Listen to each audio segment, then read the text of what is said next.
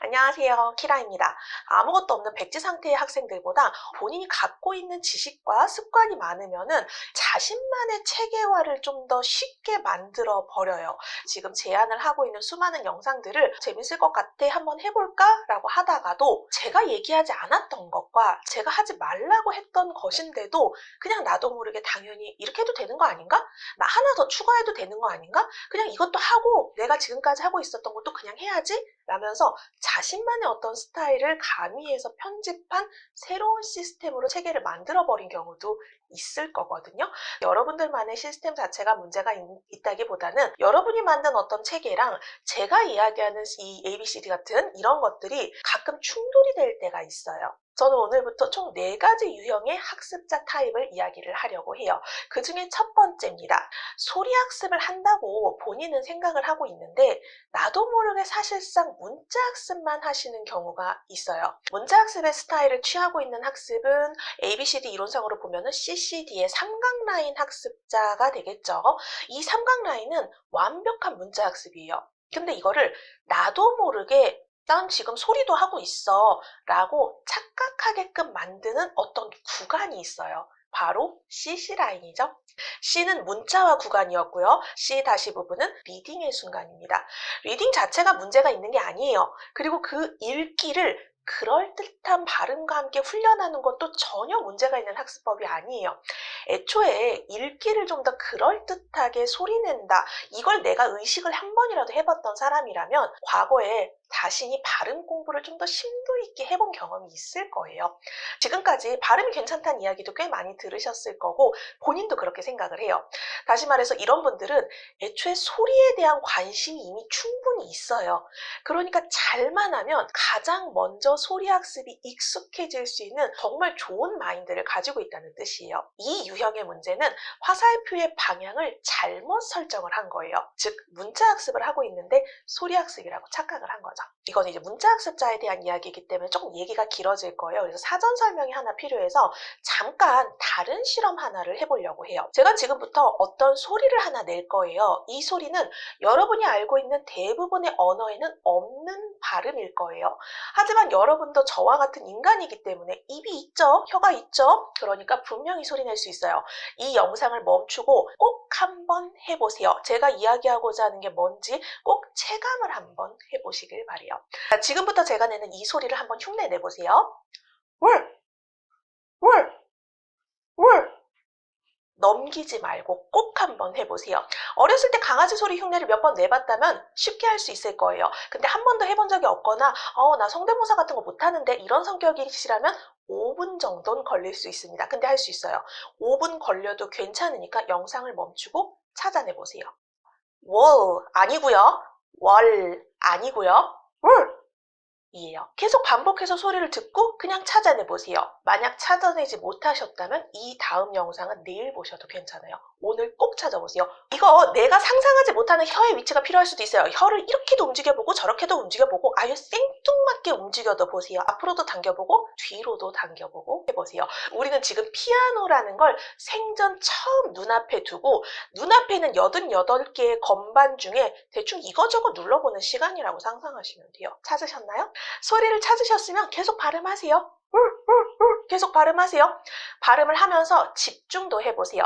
내 혀의 모양과 이 혀가 어느 위치에 두고 있는지 의식만 해두세요. 왜냐면 조금 이따 그 위치에 다시 혀를 두면은 100% 같은 소리가 나올 거거든요. 혀의 모양, 혀의 위치 기억하셨나요? 자, 그럼 여기서 질문입니다.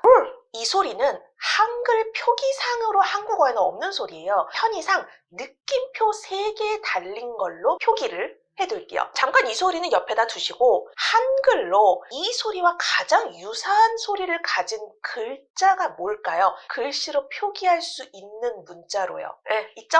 월. 이 소리가 한국어에 가장 그나마 가까운 소리일 거예요. 자, 그럼 이제 우리가 충분히 낼 수 있는 한국어의 월 소리를 한번 내보세요. 실제로 내보세요. 월 소리를 내보세요. 소리 내면서 들어주세요. 지금 여러분의 혀와 입천장의 어느 부분이 만났을 거예요. 혀의 어디와 입천장의 어느 위치가 만났는지 한번 느끼면서 월 해보세요. 어디가 만났어요? 영상 멈추고 한번 생각을 해보세요. 아마도 혀가 이렇게 있다고 치면은 이 혀가, 여기가 혀 끝이에요. 여기가 혀 뿌리예요. 그럼 혀의 요 끄트머리 부분이 입천장의 위쪽 앞니 바로 뒤쪽에 조금 단단한 입천장 부분과 만났을 거예요. 월 하고 멈추면 딱 거기에 멈춰 있을 겁니다. 맞으시죠? 그거 말고 다른 위치는 아닐 거예요. 그 다른 위치로 가는 순간 소리가 바뀔 거니까. 그럼 다시 느낌표 3개 달린 월로 돌아가 볼게요. 다시 소리 내보세요. 월. 역시 내 혀와 입천장의 어느 위치가 만났을 거예요. 어디가 만났는지 아시겠어요? 우선 한국어의 월처럼 혀의 끝부분은 입천장과 만나지 않았을 겁니다. 그게 만나면 절대로 이 소리가 나올 수가 없거든요. 혀의 끝부분은 열려 있을 거예요. 혀가 이렇게 감싸지면서 혀의 양 사이드가 양쪽 어금니 안쪽의 입천장과 만났을 거예요.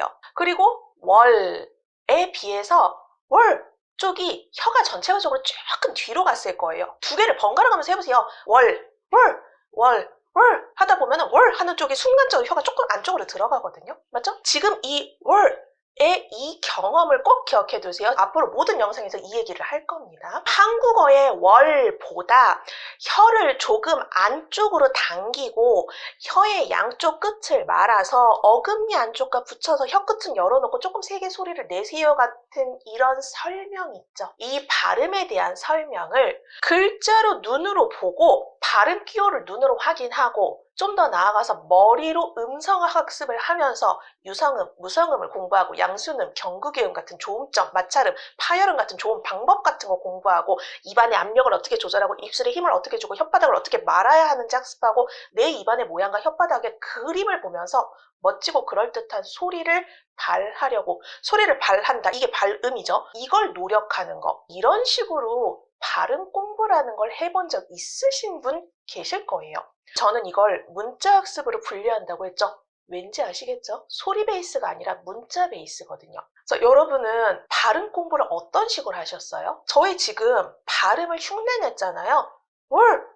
이란 소리를 그냥 듣고 그냥 흉내 내려니까 흉내를 내봤잖아요. 이게 소리 베이스로 하는 발음 공부예요. 그런데 무성음, 유성음 공부하고 조음점, 조음 방법 공부하고 발음교 공부하고 눈으로 발음하는 방법을 배워요. 입술을 어떻게 만들고 윗니를 아랫니에 붙이고 혓바닥을 굴리고 이걸 배운 다음에 그대로 말해봐. 이건 문자 학습 베이스라는 발음 공부입니다. 그러니까 소리가 아닌 거예요. 소리 학습이 아닌 발음 공부를 하게 되면은 누구는 또 그렇게 잘하는 경우도 있어요. 근데 어느 순간 조금 이상한 느낌이 들 때가 있어요. 난 진짜 열심히 하고 있는데 뭔가 다른 것 같아요. 주변에서는 발음을 너무 그렇게 신경 쓰지 마 라고 하면서 자꾸 나한테 핀잔을 줄 수도 있는데 나는 그렇게 막 발음이 좋아지고 싶은 건 아니고 그 외국어를 잘하고 싶은 건데 발음이 좋아져야 외국어를 잘하는 것처럼 느끼긴 해요. 그러니까 발음 공부를 놓지는 못하겠는데 진짜로 발음이 좋아지면 외국어를 잘한다고 말할 수 있을까? 라고 스스로 생각했을 때 물음표가 떠요. 그렇다고 발음이라는 걸 버리면 외국어를 잘하는 거야? 이렇게 반문을 해도 그 물음표가 지워지지가 않는 거예요. 이미 충분히 외국어를 잘하시는 분이 발음까지 더 좋아지는 거면 당연히 의미가 있겠지만 아직 내가 이 해당 외국어가 안 되고 있는 상황이라면 더 쉽게 좌절하게 되고 발음이 중요한 거 아니라고 말하는 사람의 의견에 동조하고 싶어질 수도 있어요. 그럼에도 불구하고 나는 이 발음이라는 걸 놓지를 못하는 거예요. 만약에 여러분이 이런 고민을 좀 해보셨다면은 저는 본인의 머리를 좀 쓰담쓰담 해달라고 얘기하고 싶어요. 소리 학습을 하기 참 좋은 성격을 가지신 거예요. 소리에 대한 민감도가 남들보다 조금은 더 갖고는 있는 거예요. 그럼 남은 건 뭐예요? 하나밖에 없어요. 방향만 잘 잡으면 돼요. 어떻게? 그냥 얘처럼만 하자. 원음처럼만 하자. 이거요. 지식 없이 머리 비우고 아무 생각 없이 월을 따라만 하면 되는 거예요. 그냥 제가 월 했으니까 나도 월 한번 해보고 낸 다음에 그래서 그 나라에선 이 소리를 어떤 철자로 표기하는데? 그래서 그 나라에서는 이 소리가 무슨 뜻인데? 이 순서대로 가라는 거예요. 이 방향이라는 거예요. 여러분이 아까 월을 흉내를 처음 낼 때 혓바닥을 말고 양쪽 어금니 안에다가 두세요. 혀끝은 열어두세요. 이런 설명 안 했단 말이에요. 그냥 소리만 듣고 흉내 냈어요. 근데 흉내 낼 수 있어요. 조금 늦는 사람은 있어도 못 내는 사람 단 한 명도 못 봤어요. 순서가 이렇게 돼야 된다는 거예요. 소리를 흉내내고 그 다음에 소리 해설을 읽으면 당연한 걸 써놨어? 라고 밖에 느끼지 않을 겁니다. 나중에 여러분이 이런 뭐 음성학적으로 논문 쓸 거 아니면은 따로 학습을 해야 하는 영역이 아니어도 된다는 얘기예요. 그럼 이걸 잘 못하는 유형은 어떻게 하는 건가요? 원음을 크게 의식을 안 해요. 원음의 소리를 신경 쓰지 않거나 별로 듣지 않아요. 듣는다고 해도 한두 번만 듣고 바로 문자를 보고 읽으려고 해버려요. 그러니까 결국은 자신의 모국어 소리와 비슷한 월을 말하고 만족해 버리거나 이해를 해야 되는 쪽에 CD 공부로 넘어가 버리거나 내가 알고 있는 지식으로 하는 발음대로만 읽으려고 하는 CC 훈련을 시작하거나 어느 쪽도 A는 없어요. 이게 문제인 겁니다. 사실 문자 학습 대부분의 사람들이 이런 식으로 학습을 해요. 그리고 제 ABCD 설명을 듣고 나서도 아 이렇게 하라는가 보다라고 해놓고서 또 문자 학습 유형으로 가버리세요. 즉 CCD에 삼각훈련만 하시는 거죠.